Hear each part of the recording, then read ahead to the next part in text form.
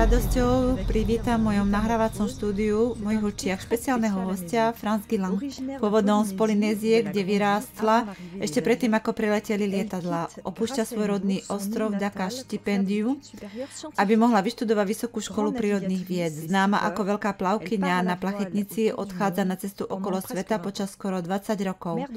Matka 5 detí, aj napriek tomu nikdy sa neprestáva vzdelávať a vyhľadávať informácie. Vydala niekoľko kníh, ktoré sa stali bestsellermi, o derivačnom kúpeli, o kojení materským mliekom, Supermix, Peťka, blahodárne účiky na nudistoch. Samozrejme ste ju spoznali.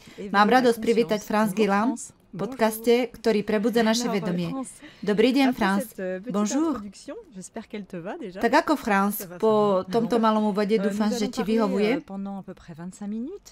Budeme hovoriť približne 25 minút o blahodárnych účinkoch derivačného kúpela. Pravdu povediac, pripravujeme sériu 3 podcastov o témach, ktoré často rozširuješ v tvojich knihách a hlavne priaznivé účinky derivačného kúpela. Ako zlepšovať vitalitu vďaka Supermixu a 5 elementov a najlepšie prírodné potraviny. Takto budeme mať malú sériu podcastov, aby si ľudia mohli vypočuť tie, ktoré ich zaujímajú. Začneme derivačným kúpelom. Pripomeň nám rýchlo pôvod tohto kúpela a hlavne slávny kúpel trením, ako ich volal Louis Kuhn. Je to tak? Áno, Louis Kuhn znova odhalil úplne náhodou pozorovaním svojej fenky, ako si liečila zlomenú labku lízaním a ochladzovaním medzi nohami. Dospel k záveru, že samci si ochladzujú penis a samičky si ochladzujú vagínu. Ale v skutočnosti to bolo jednoduchšie. Bola to jednoducho časť medzi nohami. Platí to pre všetky zvieratá a ľudí, pretože sme tiež cicavci. Čo si treba pripomenúť a pripustiť si to. A tiež vtáky, ak si všímate na ulici holuby, ktoré stoja v rade pri príchodoch vody na polievanie, tiež si namáčajú sex pravidelne do vody. Je to jednoducho preto, lebo im to umožňuje odstrániť chronický zápal tela. Pochopili sme, je tomu už určitá doba, že je to protizápalový spôsob, ktorý je veľmi silný. Je absolútne dokázané v medzinárodnej sfére od roku 2008, že chronický zápal je spúšťač všetkých generačných chorôb. To znamená, že to nie je ich dôvod, ale spúšťač. Profesor Luc Montagnier v tomto je formálny, ale taktiež univerzita v Šangaji, v Spojených štátoch amerických, v Nemecku, v Petrohrade a aj inde. Je dnes absolútne dokázané, že sa v tele nachádzajú príznaky určitej choroby bez toho, aby sa prejavili. Dôvod je, že si telo dokáže pomôcť obísť tieto prekážky. To isté platí aj pri mozgových chorobách, pri Alzheimerovi a Parkinsonovej chorobe. Ak sa nachádzame v chronickom zápale aj napriek tomu, že sa proteínové usadzeniny amylózy lepia na mozog, nemusíme dostať chorobu Alzheimer, ktorá sa neprejaví, ale potenciálne je tam. Takisto nádory, ktoré sa vyskytujú v tele, ktoré máme nevyhnutne všetci.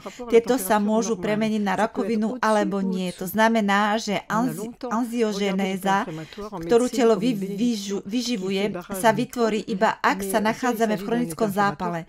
Tento zápalový stav je rozdiel medzi normálnou teplotou. Môže to byť väčšia alebo nižšia teplota. Dlho sme pozerali chronický stav v medicíne ako požehnanie, ktoré zabraňuje baktériám sa rozmnožovať v krvi, ale v tomto prípade sa jedná o zápal pri vysokých horúčkach. O čom my hovoríme je nízky zápal. To znamená, že sa nachádzame v desiatkách pod alebo nad normálnou teplotou. V časopise Veda a život v marci alebo vo februári pridelili jeden článok o tomto zápale v tele, kde ukázali, že je naozaj spúšťač degeneračných chorôb, vrátane diabetu, niektorých mentálnych chorôb, ako je aj schizofrénia a taktiež Alzheimer, Parkinson, ale taktiež spondylartrída, roztrúsená skleróza. Všetky tieto choroby, ktoré sú zápalového typu, sa nemusia prejaviť aj kde ich máme prípadne v tele. Nemôžu sa prejaviť, ani sa nemôžu vyjadriť ich nepríjemné príznaky, dokým nie sme v chronickom zápale. Normálna teplota tela je 36,6. To znamená, že maximálna teplota tela ešte predtým, ako vyjde z postele, je 37. Celý deň by mala teplota klesať až do 35,8,9. V noci sa teplota znovu zvýši. Zároveň pocit zvonka môže byť obrátený. To znamená, že cez deň máme pocit tepla na pokožke, ktorý nám dovoluje byť v pohode, ale zároveň vnútorná teplota klesá. A naopak, v noci máme chladivý pocit na pokožke, ale tak tomu nie je, lebo teplota sa zvyšuje a chráni nás pred smrťou, aby sme sa v noci neochladili. Ako sa ti podarilo vrátiť derivačný kúpeľ znova na svetlo? Je to jednoduché. A ja som mala prsty, ktoré boli celé opuchnuté a veľmi ma boleli. Mala som artridu na prstoch ruky. Keď som sa plavila, mala som 32 rokov. Bola som na plachetnici s 3 deťmi, z toho jedno miminko a bola som sa spýtať 3 doktorov, ktorí mi povedali: pani, bolo by vám treba protizápalové tabletky, ale keďže kojíte, nie je to možné. A potrebovala som ťahať vedra z mora, čo bolo dosť namáhavé. V tom mi poradil jeden americký advokát, ktorý sa plavil na Ibizu. Vidí môj problém a mi hovorí: mám jednu priateľku v Kanade, ktorá je tanečnica a mala rovnaké problémy na nohách a na rukách. Urobila niečo čudné. Dávala si medzi nohy chladnú vodu počas určitého času a už nič jej nie je. Neviem, ako to funguje, ale iba viem, že toto robila. Hneď som začala robiť, čo mi povedal. Po týždni necítim už žiadnu bolesť a cítim veľkú energiu. Ak by mi ten pán povedal, že som zanesená toxínmi, o čom hovorí Louis Kuhn, by som to ani nevyskúšala, lebo by som si povedala, že tára. Mala som skôr atletické telo, samozrejme po niekoľkých rokoch na plachetnici. To by sa mi nezdalo, ale takto vysvetlené som to vyskúšala a keď som sa vrátila do Francúzska, začala som sa vypytovať okolo mňa, či niekto o tom počul hovoriť. Všetci sa mi vysmievali: daj si pierko do zadnej časti, to bude to isté. A v jeden deň v bioobchode o tom hovorím, odpovedali mi, že jeden pán, že Froid robí o tejto téme konferencie a hovorí o knihe Louis Kuhna. Kúpila som túto knižku a prečítala som ju aspoň 30 krát. Samozrejme, počas niekoľkých rokov ma to veľmi lákalo a zaujímalo, ale zároveň určité veci sa mi zdali divné. Napríklad, nerozumela som, prečo je rozdielny spôsob vykonávania derivačného kúpeľa odlišný pri ženách a pri mužoch. Ako sa teda praktizoval derivačný kúpeľ v tom období v Európe? Vykonával sa na bide alebo na vedre so studenou vodou. Čo najviac studenou. S kúskom takej drsnej handričky, povedal Louis Kuhn. To znamená, toaletná rukavica nie je jemná. Tretím pohlavia touto vodou počas 20 minút, pol hodinu, hodinu, 2 hodiny a 4 hodiny pre ľudí, ktorí bývali veľmi sediaci. Naozaj to bolo veľa hodín. Vyrobili aj takú stoličku, ktorá umožnila robiť derivačný kúpeľ v obývačke, aby nebolo vidieť pohlavie. Toto všetko bolo dosť hanblivé a hlavne obťažné a vôbec nie pohodlné. Videla som to v Papuázii, neskôr pri brehoch riek alebo v blízkosti jednej jaskyni. Ľudia si položili chodidlá na kamene a robili to, keď mali maláriu a vyliečili sa za týždeň. Ukázal mi to jeden doktor, ktorý potvrdil, že nikto v Papuázii nezomiera z malárie, pretože ľudia to poznajú.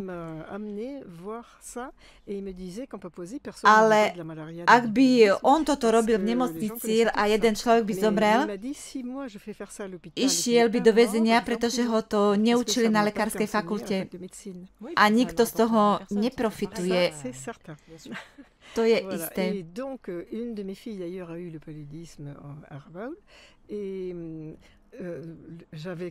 A jedna z mojich dcer mala maláriu. Vysvetlila som hlavnému doktorovi, čo by som chcela urobiť. Dal mi tabletku, ak by horúčka mojej dcery neklesla.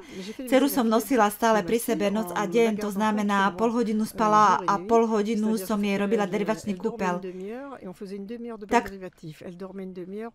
To dookola 12 hodín derivačného kúpeľa.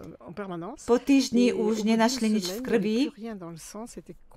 Výsledky boli dokonalé. Doktor ma nechal robiť derivačný kúpeľ, ale on sa na tom iba zasmial, pretože jeho stará mama takto liečila ľudí. Ukázal mi aj tú jaskyňu. Jeden dôležitý detail, ľudia počas celého týždňa si robili derivačný kúpeľ nepretržite. Nenechali telo, aby horúčka veľmi vystúpila a zároveň držali monodietu. Jednej byliny, ktorá rastla iba pri tej jaskyni. Jaskyňa bola ďaleko od iných obydlí, veľmi čisté prostredie. Skvelá kombinácia, to znamená, jedli iba surovú stravu z jedného druhu potravy a zároveň robili derivačný kúpeľ. Et puis, en même temps, il faisait les bains dérivatifs. Oui, parce que c'est vrai qu'on l'abordera aussi dans le podcast numéro 2, mais c'est vrai que ta méthode globale englobe plusieurs choses, les bains dérivatifs, le miamo fruit, miamo 5, certains compléments alimentaires naturels, qu'on pourrait presque appeler des alicaments, des super aliments. Mais on en reparlera effectivement aussi de cette globalité. Tu peux peut-être l'aborder, mais alors continuons d'abord sur les bains dérivatifs. Ako sa derivačný kúpeľ praktizuje dnes? Už sme sa trocha zaujímali o predošlom spôsobe, to si ho zmodernizovala, aby to bolo viac prispôsobené k dnešnému životu. Zmodernizovala som ho vďaka jednej vedeckej pracovníčke, ktorá nemala čas sedieť na bide 2 hodiny denne. Mala 2 malé deti, veľa pracovala a bývala v Paríži. Mala nápad použiť gelové vankúšiky, ktoré slúžia ochladiť skúmavky v laboratóriách a vložila si ich do nohavičiek a počas celého dňa zabalené do jemného papiera. A po týždni si všimla, že už jej nohy neboli opuchnuté. Mi povedala, celý deň si vkladám studené vankúšiky a už nemám opuchnuté nohy. Tak sme sa rozhodli so skupinou niekoľkých priateľov vyskúšať si ich a dať iba chlad medzi nohy bez trenia. Louis Kuhn prikladal dôraz na trenie.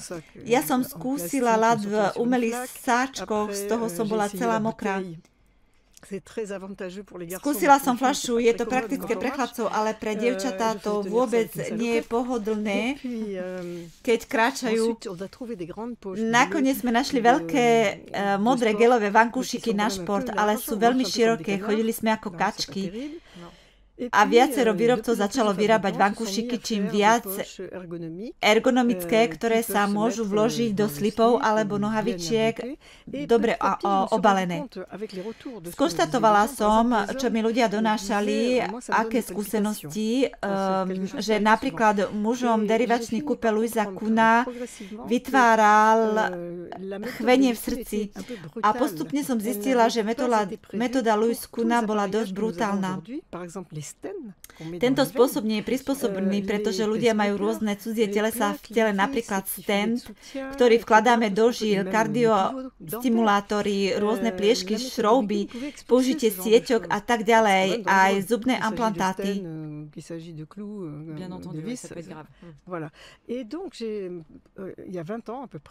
Metódou Louisa Kuhna telo môže vypudiť tieto cudzie telesa, môže to byť nebezpečné. Ak sa jedná o stent, klinček, škrôb. A tak asi pred 20 rokmi som si uvedomila, že vkladanie studených vankúšikov dobre zabalených je viac účinné, pretože ich môžeme nosiť dlhšie a napodobňujeme tým život v prírode. Pretože v prírode by sme všetci mali chodiť nahý v horúcich tropických krajinách a keď takto chodíme, holí, pod sa klže po tele, chlpina ohambení ho zadržiava a kráčaním sa vyparuje. Takto sa vytvára medzi nohami trvalý svieži chlad. Okrem toho aj vo Francúzsku predtým ženy mali sex a stehná v chlade, pretože nenosili pančuchy, rifle. Mali prácu, v ktorej kráčali celý deň ako upratovačky, učiteľky, sestričky. Chodili veľa a dožívali sa väčšieho veku ako muži. Mali tento chlad medzi nohami, muži však mali pohlavie viac teple. Momentálne vekový rozdiel medzi mužami a ženami sa skutočne skrátil a hlavne ženy v dnešnej dobe veľa sedia v ich práci, veľmi oblečené. Treba niečo dôležité pripomenúť. Všetky náboženstva, vrátane kresťanského náboženstva vykonávali očistnú spoveď. Kresťania to zamenili za umývanie rok v koncile 30, približne v roku 1500. Naopak, v islame a u Židov očistné spovede ešte stále existujú. Aj v iných krajinách existujú, len sú veľmi krátke. Aký cieľ mali tieto očistné spovede? Odpustenie hriechov, čistenie duše, taký je daný dôvod. V skutočnosti to umožnilo regulovať vnútornú teplotu tela. Umožňuje to neustále odstraňovanie teploty počas dňa, čo je extrémne dôležité. A porozumela som, že veľa ľudí si nemôžu vložiť studené vankušíky celý deň, pretože sú v práci a prerátala som, že je potrebné minimálne 3 hodiny, možno 4 hodiny, ak pridáme celú noc. Ak je možné vložiť si studenú fľašu medzi nohy na celú noc. Nedávno som objavila v mojej knižnici a nikdy som si to nepozrela predtým veľkú encyklopédiu z roku 1957 napísanú doktorom Adrianom Vanderom, ktorý bol riaditeľom sanatória počas 20 rokov a ktorý experimentoval derivačný kúpeľ spôsobom Louisa Kuhna na svojich pacientov s tuberkulózou, ktorí mali aj iné vedľajšie choroby, napríklad psoriazis, reumu a tak ďalej. Vyskúšal derivačný kúpeľ na ich choroby. Skonštatoval, že nie je správne robiť derivačný kúpeľ na bide so studenou vodou a trením ľuďom, ktorí nie sú v superforme. Začal používať studené pruhy, látky, obväzy. To napísal v roku 1957, vlastne potvrdilo v tom roku, čo som si aj ja myslela tiež. A ešte k tomu je tiež napísané 4 hodiny denne tú celú noc. Je to presne to isté, čo som napísala a našla sama. Dovolilo ti to potvrdiť, čo si sama experimentovala a teraz po niekoľkých rokoch a hlavne sama na sebe a na veľa iných ľuďoch, ktorí svedčili a vypovedali o blahodárnosti derivačného kúpeľa.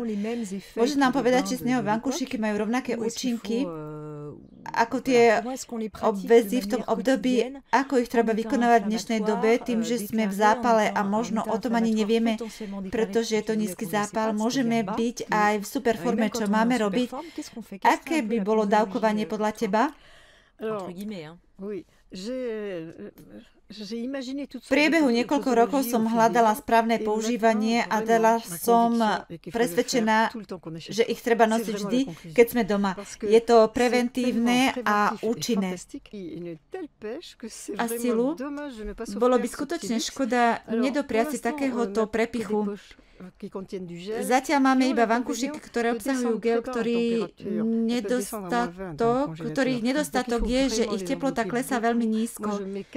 Môže zísť až do minus 20 stupňov v mrazničke. Treba ich skutočne riadne obaliť. Ja dám 4 až 5 vrstiev na obal vankušika.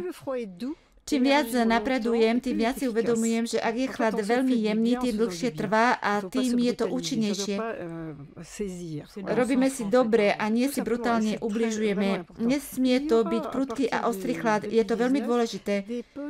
Budú existovať vankúšiky od roku 2019, ktoré nedosiahnu teplotu pod minus 5 stupňov. A napriek tomu držia 2 až 3 krát dlhšie ako gelové vankúšiky.